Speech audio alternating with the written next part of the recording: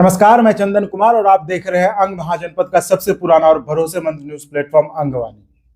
हमारे साथ मीमांसा जी हैं, जिन्होंने कि बीपीएससी की परीक्षा में 10वीं रैंक हासिल की है। बीपीएससी सुनते अभी लगता होगा आपको, चूंकि बिहार में टीचर का माहौल है, लेकिन ये टीचर वाले में नहीं, ये जो बनते हैं ना कलेक्टर के नीचे वीडियो, इस तरह के जो प्रशासनिक अधिकारी होते हैं, वो बनी है मीमांसा जी।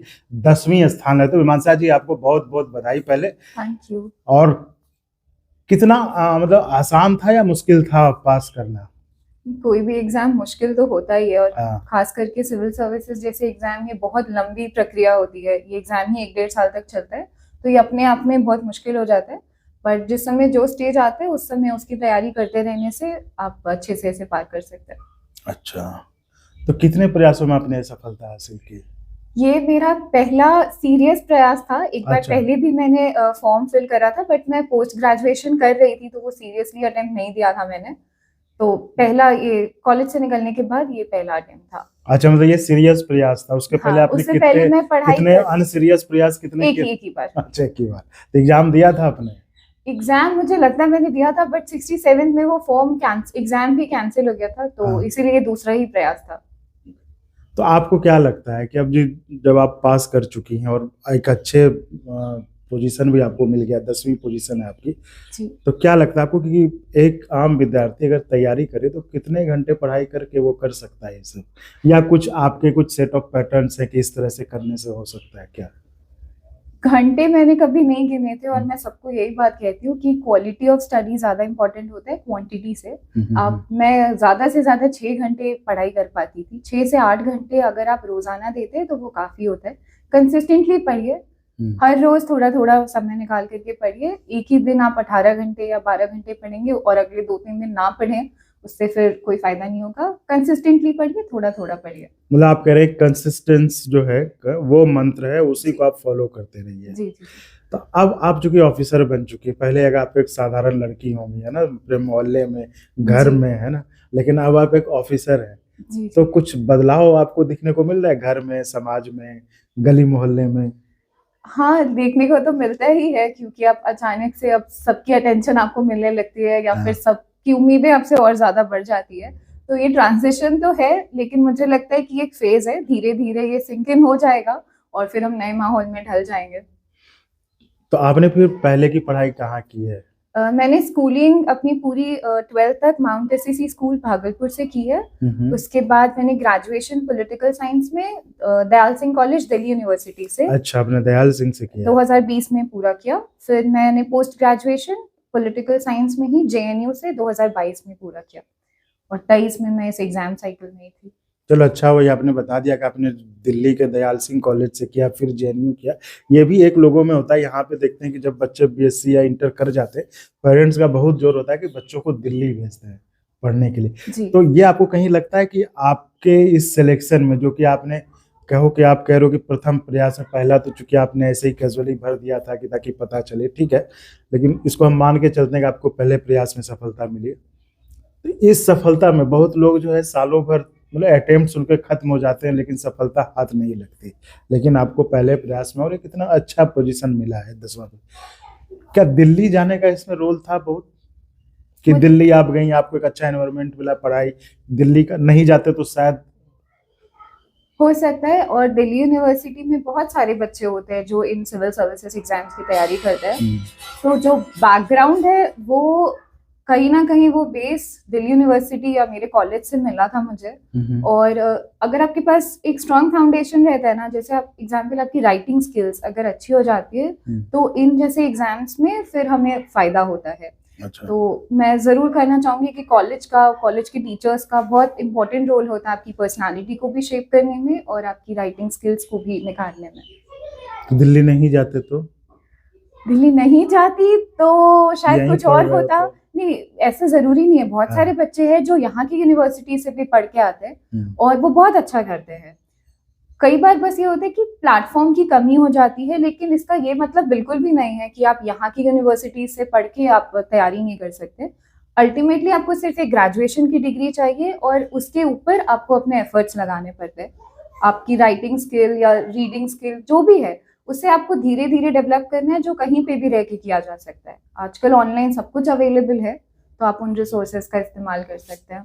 तो मीमांसा जी ने देखिए जो बात की है ना वो सही है कि आप कहीं भी रहिए, थोड़ा सा एज आपको मिल सकता है कि चलो आपका जो है ना आप पर्सनालिटी डेवलपमेंट या कुछ हो सकता है, लेकिन आप कहीं भी रहें, तैयारी कहीं भी करें, आप अगर आप में लगन है, मेहनत है तो आप कर सकते हैं। जैसा कि खुद मीमांसा जी ने कहा।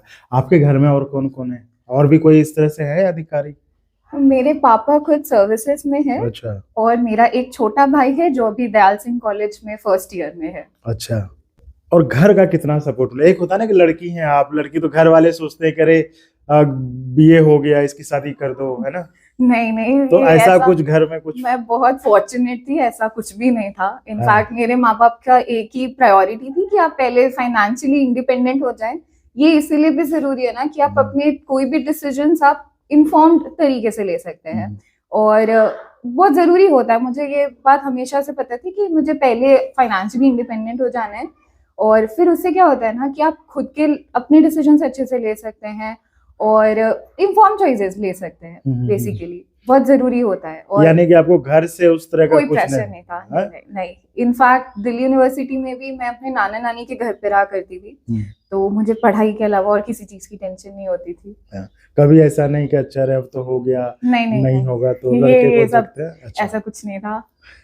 तो कितना घर का सपोर्ट कितना आप मानती है? बहुत इम्पोर्टेंट होता है। मेरे साथ में कुछ पढ़ने वाले लोगों को मैंने देखा है कि कई बार वो स्ट्रगल कर रहे होते हैं क्योंकि घर से प्रेशर आने लगता है, आप पढ़ाई कर रहे हैं, या फिर अगर उनके कोई एग्जाम्स नहीं हो पा रहे होते।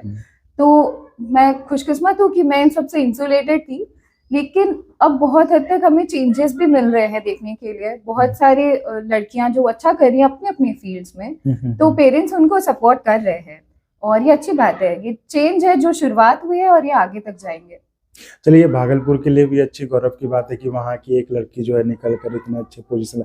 आप भागलपुर की लड़कियों अब कैसा बदलाव देखते हैं? भागलपुर की भी लड़कियां देखते हैं ना कि हर फील्ड में आगे बढ़ रही हैं, तो आप महिला पॉइंट ऑफ व्यू से बताइए कि मतलब यहाँ की लड़कियां कितना आगे, और उनको आपको लगता है और कुछ करने की जरूरत है या अपनी गति से वो ठीक बढ़ रही हैं? नहीं, बहुत सारा चेंजेस मेरे को देखने को मिल रहा है, क्योंकि 3 साल और तो मैं ग्रेजुएशन में दिल्ली थी, फिर 2 साल पोस्ट ग्रेजुएशन में भी दिल्ली थी। तो इन 5 सालों के बाद अभी जब मैं लास्ट ईयर से भागलपुर में ही ऑन एंड ऑफ रह रही हूँ, तो मैंने ट्रांजिशन देखा है। लोग, लड़कियां भी वो बहुत वोकल हो गई हैं, वो अपने ओपिनियंस रख सकती हैं और बेझिझक रखती है। तो ये अच्छी बात है। बहुत सारे लोग बहुत अच्छे फील्ड्स में जा रहे हैं, और अच्छी बात है, वो सही ट्रैक पर है। सही ट्रैक पे है। और अगर सबरे पेरेंट्स, फैमिली और स्कूल्स इन सब का सपोर्ट रहता है तो वो और आगे तक जाएंगे।